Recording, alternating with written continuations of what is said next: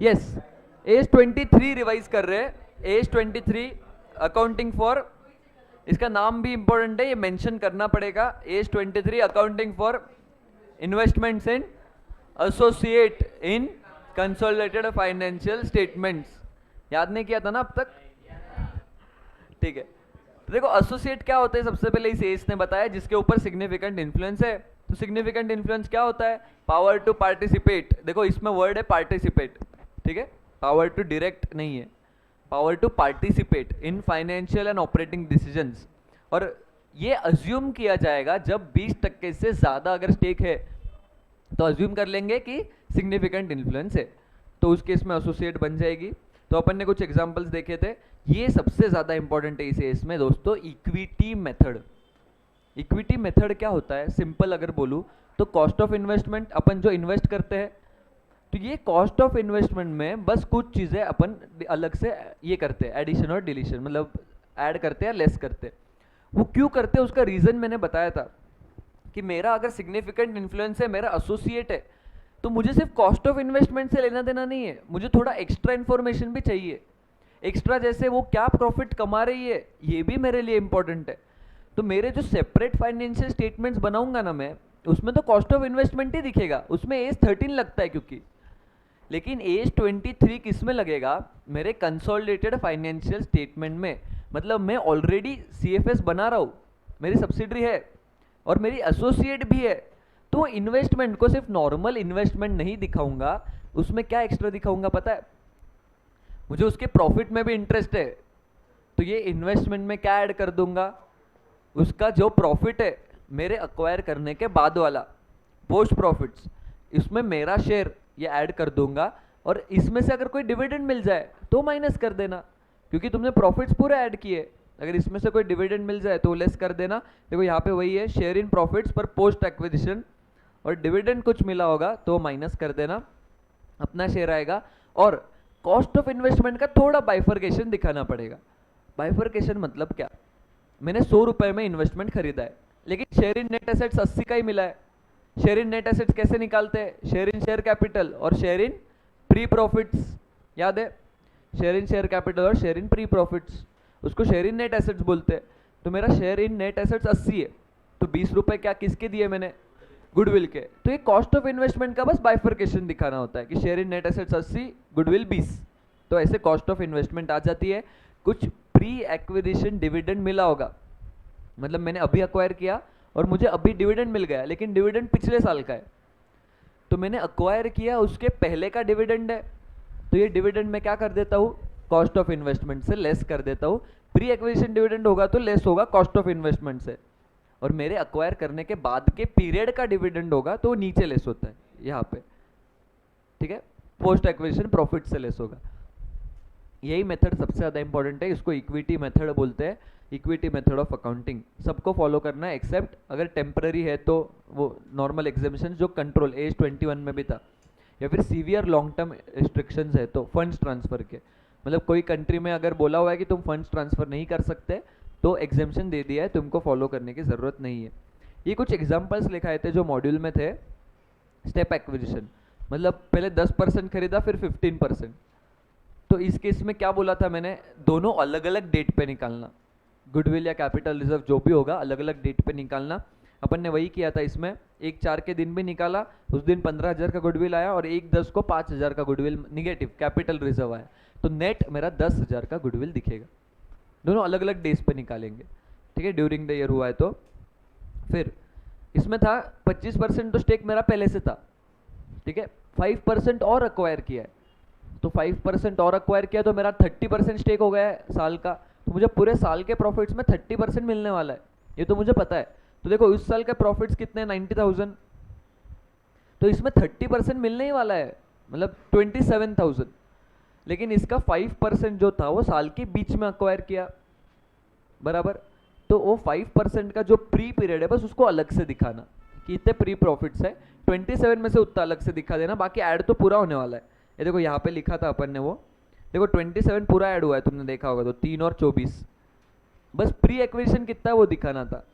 मेरे अक्वायर करने का पहले का प्रॉफिट था 60,000, उसमें 5% अपने को एक्स्ट्रा मिल गया, मतलब 5% अपने को मिला है, बस वो अलग से दिखाना है, इतना इंपॉर्टेंट नहीं है ये, एग्जाम्पल्स है पर कुछ एमसीक्यू में पूछा तो पूछ सकते हैं। इक्विटी मेथड कब से बंद कर दोगे? जब से सिग्निफिकेंट इन्फ्लुएंस होना बंद कर जाए। और कुछ ही अदर पॉइंट्स देखो, ये इंपॉर्टेंट है, लॉसेस शेयर होंगे, ठीक है। लॉसेस मतलब क्या, अपन देखो पोस्ट एक्विजिशन प्रॉफिट्स ऐड करते हैं, लेकिन लॉस रहा तो क्या करेंगे, कॉस्ट ऑफ इन्वेस्टमेंट में से लेस करेंगे, लेकिन कितने तक लेस करते जाएंगे, जब तक इन्वेस्टमेंट जीरो हो जाए, ठीक है। क्योंकि मेरा मैक्सिमम लॉस उतना ही होने वाला है जितना इन्वेस्टमेंट है, मेरी कुछ वो सब्सिडरी थोड़ी है कि उसका लॉसेस हो रहे तो मैं उसमें कंट्रीब्यूट करूंगा, ठीक है। मैक्सिमम लॉस होगा जितना मेरा इन्वेस्टमेंट का शेयर है। Reporting date as far as possible same होना चाहिए। मैक्सिमम डिफरेंस 6 महीने से ऊपर नहीं चलेगा, 6 महीने से ऊपर डिफरेंस नहीं चलेगा, नहीं तो उसको फाइनेंशियल स्टेटमेंट्स बनाना पड़ेगा। ये सब अपन ने लिखा था।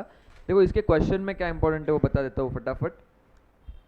एज 23 के क्वेश्चंस देखो, अपन ने 3-4 ही तो क्वेश्चन है, उसके ज़्यादा है भी नहीं, ठीक है।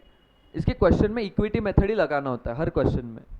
तो इक्विटी मेथड में क्या करना होता है, बस तुमको ध्यान रखना है। अभी जैसे इस क्वेश्चन में कॉस्ट ऑफ इन्वेस्टमेंट है 15 लाख, तुम्हें शेयर इन इसके क्वेश्चन में क्या करना, पहले गुडविल निकाल लेना और फिर इक्विटी मेथड लगाना। तो दो चीज़ें बनेगी, पहले गुडविल वाला हेडिंग आएगा। गुडविल कैसे निकालते हैं, cost of investment minus share in net assets. तो शेयर इन नेट एसेट्स मतलब शेयर कैपिटल और रिजर्व्स जो प्री वाले हैं वो माइनस कर देंगे। जैसे देखो इसमें किया है तो गुडविल आ गया 780। तो ये इन्वेस्टमेंट जो 15 लाख है उसमें दो हिस्से है, एक शेयर इन नेट एसेट 720 और गुडविल के 780, ऐसे दो पैसे दिए। तो जब इक्विटी मेथड दिखाओगे तब ये दो दिखाना, 720 और 780 ऐसे दिखा के जो भी पोस्ट प्रॉफिट्स होंगे वो अपन ऐड कर देंगे, और मुझे जो डिविडेंड मिला होगा पोस्ट प्रॉफिट्स में से वो माइनस कर दूंगा, ठीक है। रिपोर्टेड 3 लाख का प्रॉफिट और डिविडेंड दिया है फॉर द ईयर एंडेड 31 मार्च 12, मतलब मेरे अक्वायर करने के बाद का डिविडेंड है तो लेस कर दिया, ठीक है। हर क्वेश्चन में बेसिक यही है, हर क्वेश्चन में बेसिक यही लगने वाला है। ये कंसोलिडेटेड फाइनेंशियल स्टेटमेंट्स में ऐसे दिखता है, लेकिन सेपरेट फाइनेंशियल उसके खुद का अलग बनता है, तब सिर्फ कॉस्ट ऑफ इन्वेस्टमेंट दिखता है, कॉस्ट पे ही कैरी होता है। कंसोलिडेटेड में ऐसे दिखेगा।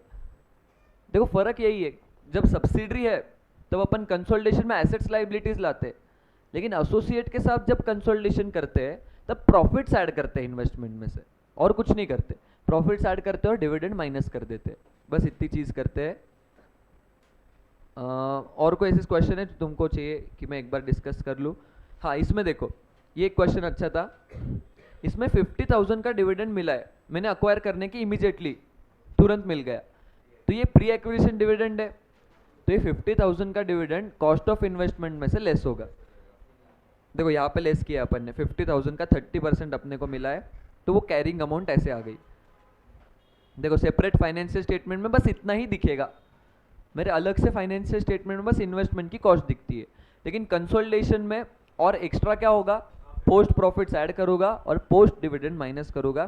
तो पोस्ट प्रॉफिट्स दिए हैं उन्होंने 3 लाख और डिविडेंड भी दिया है, लेकिन ये 12/6/12 मतलब अगले साल दिया है, डिविडेंड अगले साल दिया है।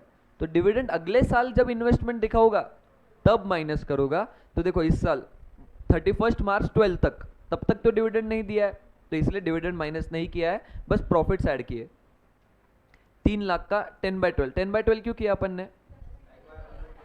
10 महीने के लिए, ठीक है। अपन ने अक्वायर कब किया था इसको? 1 जून को, मतलब अपने लिए पोस्ट एक्विजिशन प्रॉफिट कितना है? बस 10 महीने का, तो इसलिए इंटू 10/12 करके 30% ऐड कर दिया है मेरा हिस्सा, तो कैरिंग अमाउंट आ गया सेपरेट इसमें। और उन्होंने 30 जून का भी पूछा था, 30 जून को बस क्या फ़र्क पड़ेगा, और डिविडेंड मिल गया है तो माइनस कर देंगे, 60,000 का डिविडेंड मिल गया है वो माइनस कर देंगे, बस इतना अलग हुआ है, ठीक है। इसके यही 3-4 ही क्वेश्चन है और कुछ खास नहीं है। ये वाले क्वेश्चन में लॉसेस वाला था ना, लॉसेस माइनस करते जाने बस, मैक्सिमम कितने तक जाएंगे? 0 तक, 0 तक माइनस करते जाना है, हर साल का उन्होंने पूछा था ऐसे।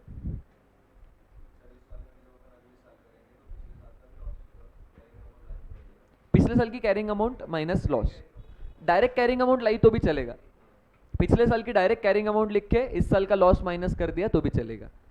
ओके, क्या क्या ये वाला डिस्कस करूं? ये वाले में क्या है?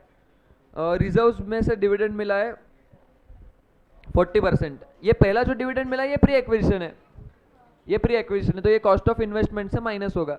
40% मतलब शेयर कैपिटल का, तो 2 लाख का डिविडेंड मिला है, मेरी कॉस्ट ऑफ इन्वेस्टमेंट थी 3 लाख, उसमें से 2 लाख का 25% माइनस कर दिया है क्योंकि प्री एक्विजिशन है। तो गुडविल निकालते वक्त भी कॉस्ट ऑफ इन्वेस्टमेंट में से माइनस कर देना, याद रखना, मतलब अपन कंसोलिडेशन में निकालते सेम वैसे, ठीक है। फिर तो कुछ नहीं, नॉर्मल था। कॉस्ट ऑफ इन्वेस्टमेंट मैंने दिखाया, profits during the year add कर दिए। प्रॉफिट्स ड्यूरिंग द ईयर कैसे आ गए, उन्होंने प्रॉफिट्स दिए, 7 लाख का प्रॉफिट कमाया है ड्यूरिंग द ईयर, उसमें मेरा हिस्सा ये कर दिया। और जो डिविडेंड दिया वो 30 अप्रैल को दिया है, मतलब साल खत्म होने के बाद, तो उसका एडजस्टमेंट इस साल नहीं होगा। बस इतने ही क्वेश्चंस थे इसमें, और कुछ है नहीं।